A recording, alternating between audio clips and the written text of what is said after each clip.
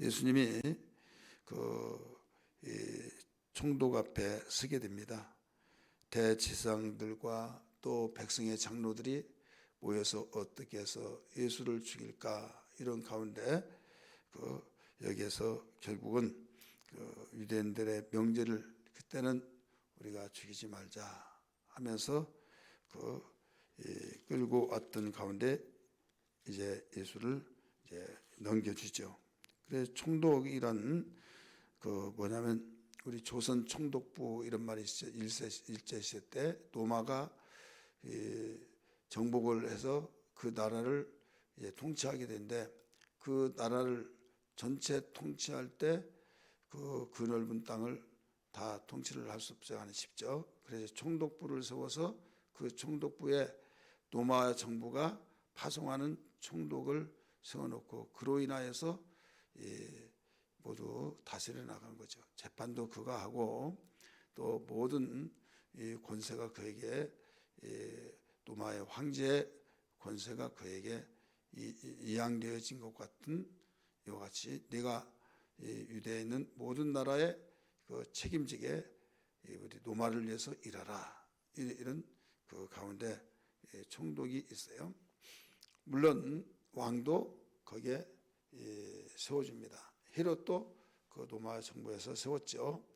그래서 헤롯과 또 빌라도 사이에 굉장히 사이가 좋지 않은데 어떨 때는 친구같이 되었다 이런 말씀도 나와요. 어쨌든 오늘 본문의 말씀 보면 총독 앞에 예수님이 서게 됩니다. 재판을 받기 위해서요 서게 된 거예요. 이때 그 총독이 물어봐요. 네가 유대인의 왕이냐?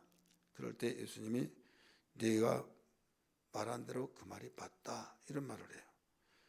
이때 이 빌라도가 이런 말이에요. 지금 네 주변의 유대 장로들과 백성들이 너를 어떻게 해서라도 그 거짓 증인 이런 증인들을 많이 가지고 너를 죽이려고 하는데 한번 말을 해봐라 했는데도 아무 말을 하지 않습니다. 왜 말을 안 할까요? 예수님이 사실대로 말하면 예수님은 죽지 않습니다. 왜? 법대로 하니까. 그런데 이 변명을 하지 않은 이유는 예수님이 징계를 받기 위한 거예요. 그가 징계를 받음으로 우리가 평화를 누리고 이렇게 되잖아요. 그렇기 때문에 아무 대답을 하지 않습니다. 이때 총독이 그렇게 말을 해요. 한마디도 대답하지 않은 것을 크게 놀라더라 이렇게 말해요. 근데 요한복음에서는 뭐라고 말하냐면 네가 나에게 대답을 안 하느냐, 내가 너를 놓아줄 수도 있고 죽일 수도 있다 이거예요. 사실 그렇죠. 현 상황 속에서 보면 이때 요한복음에서는 내가 죽이는 권리가 있다고 해서 내가 죽는 것이 아니다. 나는 하늘의 군대를 동원시킬 수도 있고 내 아버지의 보내심을 따라 내가 죽는 거지 너의 권력을 통해서 죽는 것이 아니다. 이런 말을 합니다. 그러니까 더 벌벌 떨고 두려움을 갖죠. 이런 가운데 유대의 전례에 따라서 한 명씩 죄수를 놓아주는 경향이 있는데 그런 상황을 알기 때문에 바라바라고 하는 유명한 죄수가 있어요. 그 사람을 놓아줄까 아니면 예수를 놓아줄까 이런 질문을 던집니다. 그러니까 바라바를 놓아주라는 거예요. 이때 그가 뭐라고 하냐면 나는 그에게서 죄를 찾아볼 수가 없다. 무슨 죽일 죄가 있느냐 없다. 이렇게 빌라도가 말한 거예요. 그리고 자기 부인이 말했던 꿈 이야기도 또 되새기면서 이때 더 막 목소리를 높여서 이야기하죠. 요한복음에서는 당신이 예수를 죽이지 아니하면 가이사의 충신이 아니다 하면서 막 벌떼처럼 일어나니까 내가 아무리 말하더라도 이건 아무 유익이 없다 생각을 해서 밀란이 일어날까 봐 여기에서 결국 그들의 말을 들어주죠. 그렇게 들어주는데 그냥은 들어주지 못하겠다. 분명한 것을 짚고 넘어가겠다 해가지고 물을 떠서 가지고 오라고 하고 거기에 손을 씻으면서 나는 너에게 아무런 죄가 없다. 예수가 죽일 만한 죄가 없다. 그런데 너희들이 그 요청을 하기 때문에 내가 넘겨주기는 넘겨주겠다. 이렇게 말을 해요. 좋습니다. 우리와 우리 자손들이 그 피를 다 받겠습니다. 이렇게 나오죠. 핏값을 받는다고.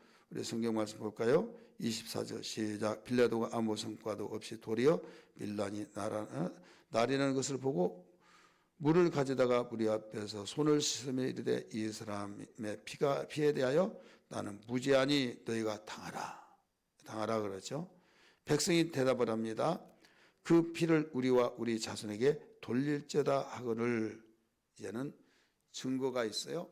그래서 여기에서는 채찍질하게 하고 십자가에 못 박히게 넘겨주더라, 이런 말씀이 됩니다. 오늘 우리는 여기에서 무엇을 배울 수 있느냐? 이 법과는 법의 기준에서 모든 판결을 해야만 됩니다. 누가 뭐라고 한다 할지라도 법의 기준을 통해서. 근데 이 세상의 법들은 분명히 법대로 하라고 법이 세워지는데도 불구하고 그 법대로 행하면 완전히 밀란이 일어나가지고 시끄럽고, 그러니까 눈치를 보아가면서 지금 여론화를 봅니다. 신문기사, 방송 다 지금 분위기가 어떤 분위기인가 해가지고 구속을 안 시키면 난리 날 것 같고, 그러니까 구속을 시키고 뭐 이런 일이 일어나잖아요.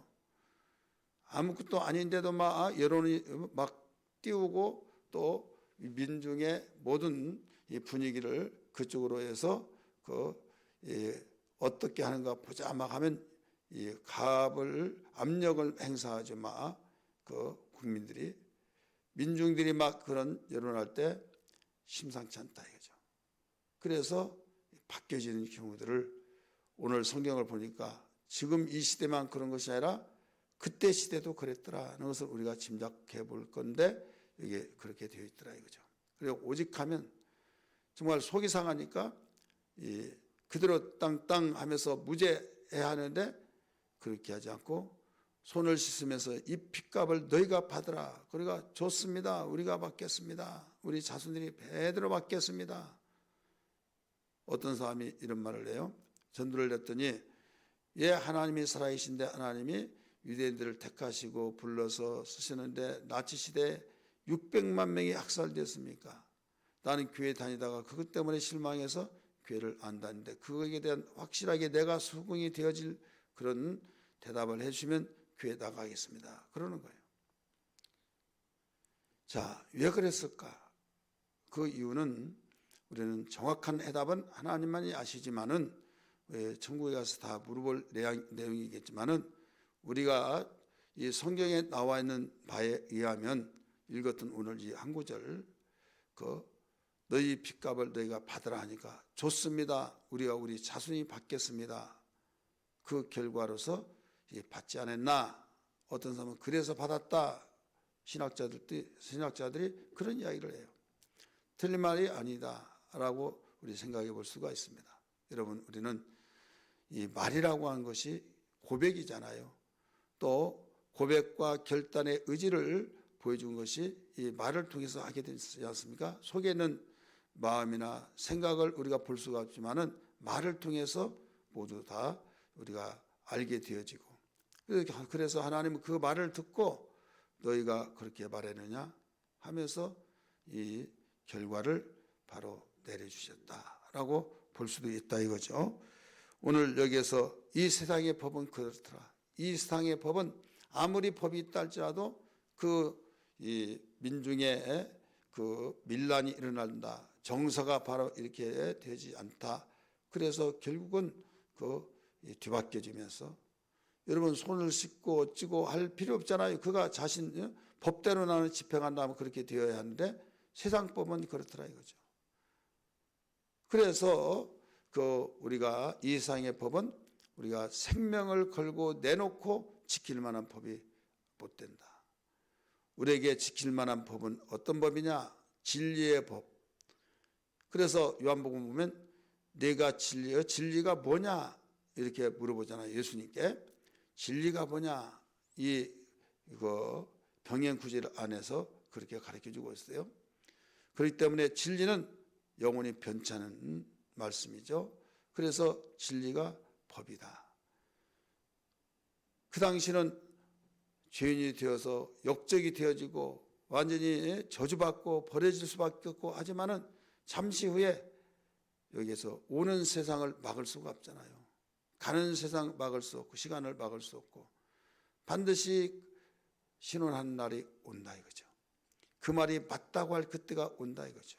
심판의 때가 와서 법대로 심판하셔서 모든 것을 백일하에 드러나 놓고 하나님이 벌을 줄 자에게 벌 주고 상을 줄 자에게 상을 주는 그날이 올 텐데 그 시간은 결과로서 영원한 저주와 영원한 축복과 영원한 형벌과 영원한 영생이 갈라진다 이런 말씀이죠. 우리는 이 세상에 살면서 우리는 정말 왜 그걸 그냥 적당하게 말하지 뭐 그렇게 싫어한 것을 말하고 그러냐 막 하지만은 여러분 우리는 빌라도처럼 살면 안 된다 이거죠. 빌라도는 자기가 분명히 죄 없다 죽일 만한 죄가 없다고 말했으면서도 사형하라고 예수를 넘겨주고 채찍질하고 넘겨줬다 이거죠. 너희들이 법대로 너희들이 알아서 하라 하고 이게 무책임한 거잖아요. 그래 기독교의 순교가 왜 일어나냐? 가이사가 황제냐 예수가 왕이냐 할 때 예수가 왕이라고 한 것을 신앙 고백했잖아요. 그런데 예수가 왕이라고 하지 않고 가이사가 황제입니다. 당시 또 틀린 말도 아니죠. 왜? 그 당시 로마 제국하에서 가이사가 황제였으니까 누가 황제냐 이거죠. 주는 그리스도시요 살아신 하나님의 아들이시요 하면서 예수는 나의 그리스도 영원한 왕이십니다. 이 고백으로 신앙을 고백했다 이거죠. 그러면 예수가 나의 왕이고 당시에 가이사가 왕인데 누가 왕이냐? 가이사가 왕이라고 하면 살리고 예수가 왕이라면 죽인다 이거죠. 그럴 때 어떤 바보가 예수가 왕이라고 하겠습니까? 다 가이사가 왕이라고 하죠. 그럴 줄 알았는데 기독교인들은 그리스도가 우리의 영원한 왕이다 이거예요. 뚜껑이 열린 거예요. 그래서 사자 밥이 되도록 사과 던지고 불 가운데 던지고 막 가죽을 벗기고 나무 토막 썰고 막 이런 일들이 일어나지 않습니까? 히브리서 11장에도 그 내용이 나오잖아요. 불에 던지기도 하고 톱으로 켜서 나무 토막 썰기도 하고 가죽을 벗기기도 하고 말 한마디 왜 그 말 한마디로 그런 고통을 당하고 바보처럼 사느냐 이렇게 말을 할 거 아니에요. 그러나 하나님이 심판하신 그 결과는 영원한 결과 속에서 그 말 한마디가 얼마나 중요하냐. 예수님이 이런 말씀이에요. 너희가 사람 앞에서 나를 부인하면 나도 내 아버지와 천사들 앞에서 너를 부인할 것이고 나를 시인하면 나도 내 아버지와 천사들 앞에서 너를 시인할 것이다. 마태복음 10장 31절 30절에 가르쳐주고 있죠. 그러니까 우리의 신앙은 누구의 의식이 아니라 하나님을 보고 하나님이 아시기 때문에 하나님의 법은 영원하고 우리가 아무리 그날이라고 하지만 그날이 내일일지 모레일지 1년 후일지 아무도 알지 못하고 반드시 온다 이거죠. 그렇기 때문에 순교를 당하면서도 핍박을 받으면서도 박해를 받으면서도 고백하면서 살아가는 거예요. 그러나 지혜스럽다고 하는 사람들 굉장히 자신은 지혜스럽게 여기죠. 노마에 가면 노마의 법을 따르고 여러분 우리 하나님은 영원한 세상을 통치하시고 지금 이 지구촌에는 모든 것을 다 통치하고 계세요. 그래서 그분의 말씀에 모든 것이 기준이 되어지는 것이 우리의 믿는 사람의 가치성이 있는 겁니다. 그래서 처음에는 말이 통하지 않죠. 답답해 너무 빠졌어 막 하잖아요. 그래서 자기가 예수를 믿으면 이제 이해가 되잖아요. 그래서 전도하고 복음을 전하여서 몰랐으니까 별 수 없었어요. 그래서 핍박을 받으면서 저주하고 자기의 욕을 퍼붓고 그런다고 해서 악담하고 그러지 않잖아요. 주여 저들이 알지 못해서 그렇습니다. 저들의 죄를 용서해 주시고 하면서 축복을 하면서 전도해서 그가 하나님께 돌아오면 다 알게 되거든요. 여기에서 빌라도는 왜 그런 일을 했느냐? 이미 말씀드렸습니다. 정리해서 다시 한번 말씀드린다면 세상에 밀란이 일어날까 봐 모든 사람들의 눈치를 보면서 법으로서 법의 정신에서 어긋난 거죠. 오늘 우리는 여기서 배워야 할 것이 뭐냐? 우리는 정말 진리 되신 말씀을 따라서 살아가고 진리대로 모든 것을 보면서 진리의 분별력을 가지고 옳다 그러다 이것을 알고 우리가 후회 없는 삶이 되어야 될 줄 믿습니다. 할렐루야. 당시에 이 총독인 빌라도는 대단한 권세를 가지고 움직였지만은 결국은 그도 무너졌다. 왜 모르냐? 진리를 모르니까. 우리는 연약하고 보잘것없고 이름도 없지만은 우리는 분별을 통해서 확신을 통해서 하나님에 대하여서 그리스도에 대해서 바로 알기 때문에 목숨을 내놓는다 할지라도 진리 이것을 부르짖고 우리가 전하고 또 진리의 삶이 되어지는 이것만이 우리의 재산이요 가치성이 있고 영원히 후회하지 않은 삶이란 걸 알아야 될 줄 믿습니다. 우리는 고난절이라는 건 뭡니까? 하나님의 말씀을 우리에게 지키고 믿음으로 산 가운데서도 고난받으면 주님이 그렇게 사셨으니까 하면서 우리의 길이 정상적이고 비정상이 아니라 이 길로 가는 것은 당연한 것이다. 우리의 신앙의 모델이 되신 예수님이 그랬다. 이것을 되새김질하는 것이 사순절의 의미입니다. 오늘 이 시간 그 말씀 붙들고 다시 우리 가다듬고 간절히 기도하는 시간 되기를 바랍니다.